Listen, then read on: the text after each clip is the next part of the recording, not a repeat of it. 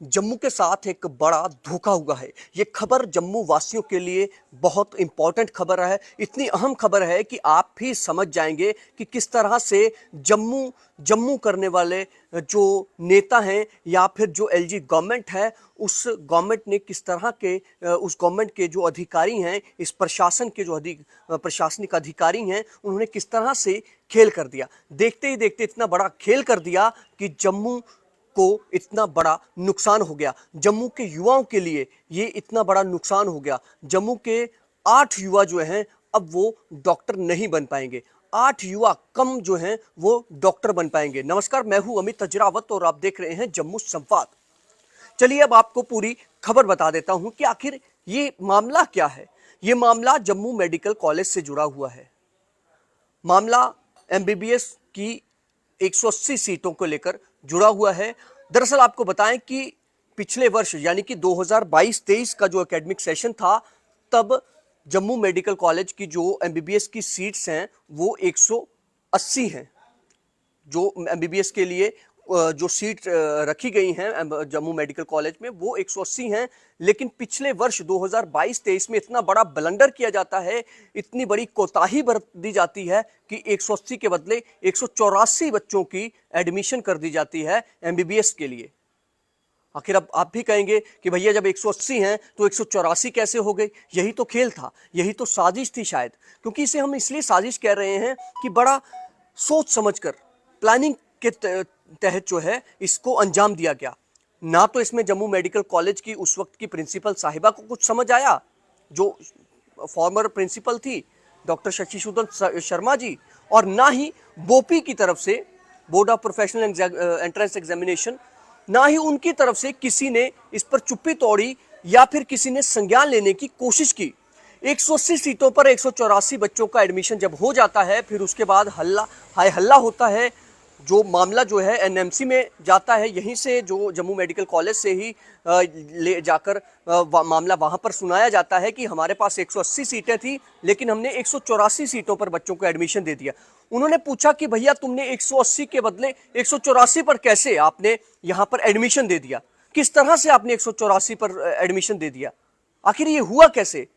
फिर उसके बाद अब एनएमसी ने एक बड़ी कार्रवाई करते हुए जम्मू की 8 सीटें कम कर दी हैं। उन्होंने कहा है कि 2023-24 में जो 180 सीटों पर एडमिशन एमबीबीएस के लिए होना था, अब वो महज 172 पर होगा। यानी कि 8 सीटों का मतलब 8 डॉक्टर्स कम बनेंगे।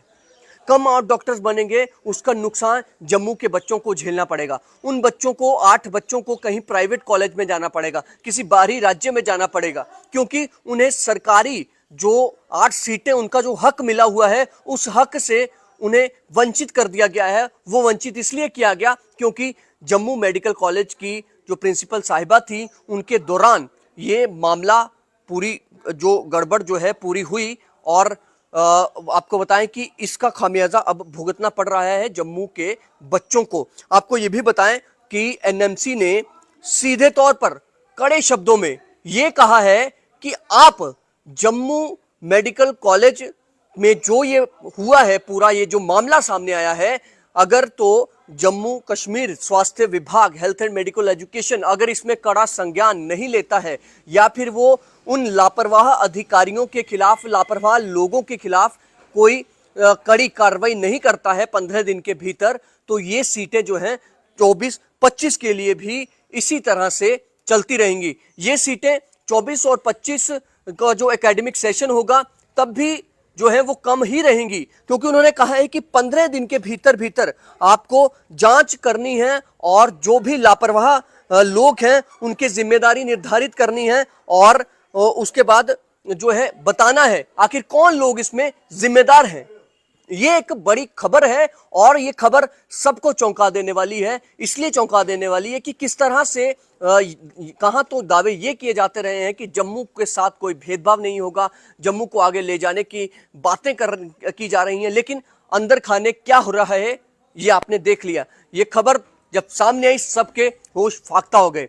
हालांकि आपको बताएं, हेल्थ एंड मेडिकल एजुकेशन के जो एडमिनिस्ट्रेटिव सेक्रेटरी हैं भूपेंद्र कुमार, उन्होंने इस पर कड़ा संज्ञान तो लिया था, लेकिन अभी तक किसी की भी जिम्मेदारी तय नहीं की गई है, रिस्पॉन्सिबिलिटी तय नहीं की गई है। वहीं दूसरी तरफ अगर हम बात करें उस वक्त की प्रिंसिपल डॉक्टर शशिसूदन शर्मा, जिनके वक्त ये हुआ, जिनकी मैनेजमेंट के दौरान ये हुआ, उनका तो ये भी कहना था कि वो जिस दिन ये ऐसा हुआ था, जब ये एडमिशन्स के लिए यहाँ से भेजा गया, वो उस दिन लीव पर थी। लेकिन क्या सिर्फ इतना कह देने से आपकी जिम्मेदारी खत्म हो जाती है? अब दूसरा ये है कि क्या इसमें जब जांच होगी, इसमें क्या ये देखने की जरूरत नहीं है कि आखिर ये कोई कॉन्स्पिरेसी तो नहीं थी, क्या कोई ये साजिश तो नहीं थी जिस साजिश के तहत जम्मू को इतना बड़ा नुकसान पहुंचा दिया? कहां तो सीटों को बढ़ाने के लिए, एमबीबीएस कोटे की सीटों को बढ़ाने के लिए आपको कितना लंबा समय का इंतजार करना पड़ता है, आपको उसके लिए एलिजिबल होने के लिए, एनएमसी से आपको एलिजिबल करवाने के लिए खुद को आपको कहां कहां आपको क्या क्या नहीं करना पड़ता है। लेकिन यहां पर हमारे प्रिंसिपल जो साहिबा थी, डॉक्टर शशिसूदन शर्मा, भोपी था, इन्होंने क्या किया? हमारे बच्चों से उनका अधिकार छीन लिए। और अब बताइए उन बच्चों का क्या कसूर है जिन 8 बच्चों को अब ये सीटें नहीं मिलेंगी? जो 8 बच्चे रह जाएंगे, मजाक बनाकर रख दिए हुए, मजाक बनाकर। अब हालात ये हैं कि अब इस पर कोई नेता हमें नहीं लगता है कि बोलेगा, कोई भी इस पर निकलकर सामने। कई पूर्व मंत्री खुद को बड़ा महान बताते हैं कि जब वो हेल्थ मिनिस्टर थे तो हमारे कार्यकाल में बहुत कुछ हुआ है, और आज भी हालत आपकी वही है। आप जितना मर्जी डींगे हाँक लीजिए, जितना मर्जी आप कह लीजिए कि हमने जो बदलाव किए वो 70 साल या कभी कोई नहीं कर सकता है, लेकिन आज आपका वो बदलाव दिख रहे हैं। कहाँ तो आगे जाना था और आपके ऐसे एडमिनिस्ट्रेशन ने उन्हें वापस ला दिया। हालांकि अब उम्मीद भूपेंद्र कुमार जो है एडमिनिस्ट्रेटिव सेक्रेटरी, क्योंकि वो पिछले कुछ महीनों से अगर उनकी बात करें तो अपने कुछ फैसलों को लेकर वो काफ़ी चर्चाओं में हैं। वो चर्चाओं में इसलिए हैं क्योंकि उन्होंने ऐसे फैसले लिए जिससे सभी को कोई उम्मीद जगी। सबसे पहले बात करेंगे जो एचओडी उन्होंने रोटेशन किया, जो हेड ऑफ द डिपार्टमेंट है उसका रोटेशन का ऑर्डर किया कि रोटेशन में 2-2 साल के लिए बनाए जाएंगे। वो एक बहुत बड़ा फैसला था।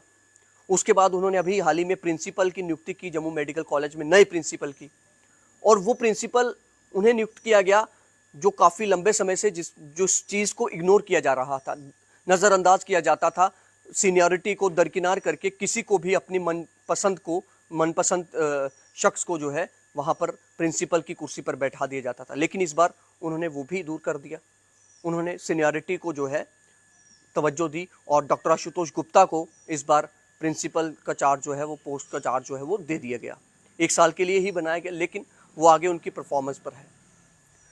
दूसरा, और भी कई ऐसे मुद्दे थे। मेडिकल कॉलेज की अगर हम बात करें, वहाँ पर डिप्टी सीएमओ का ऑफिस हुआ करता था, वो ऐसे खंडहर सी बिल्डिंग में होता था, उससे भी तुरंत उन्होंने शिफ्ट करवाया जब उनके मामले में, उनके संज्ञान में ये मामला लाया गया। तो कई सारी चीज़ें हैं। तो उम्मीद उन्हीं से है कि क्या, क्योंकि वो जम्मू से ही हैं। जो आईएएस अधिकारी भूपेंद्र कुमार हैं वो जम्मू के ही हैं, और उनको शायद इस चीज़ का दर्द है कि वो यहीं के हैं और वो जो कर रहे हैं, तो इसी से उम्मीद है कि उनको भी लगेगा कि जम्मू के युवाओं के साथ ये जो धोखा हुआ है, उस धोखे के जो जिम्मेदार लोग हैं उनकी जिम्मेदारी तय करनी होगी, और वो जिम्मेदारी तय करके उस पर कार्रवाई जो है वो करनी होगी। क्योंकि 15 दिन का टाइम एनएमसी ने दे दिया है, और 15 दिन में ये पूरा मामला जो है ख़त्म करना आपको जांच करके। अब फिलहाल देखना ये है कि आगे होता क्या है, और क्या इन बच्चों को, जो 8 डॉक्टर्स नहीं बन पाएंगे, इनको इंसाफ मिलेगा। एलजी मनोज सिन्हा जी, ये खबरें भी आपके लिए बहुत इंपॉर्टेंट है, क्योंकि अभी आप यहाँ के एलजी हैं। ये मत दिखाइए कि जम्मू कश्मीर में ये हो रहा है, शांति है, सब कुछ है, आप दिल्ली में सब कुछ बताएंगे, ऐसा नहीं है। अब यहीं के लोगों की वजह से आप यहाँ पर एलजी बने हैं। कहाँ तो आप वहीं थे आप, क्योंकि पिछली बार आप चुनाव भी हार चुके थे।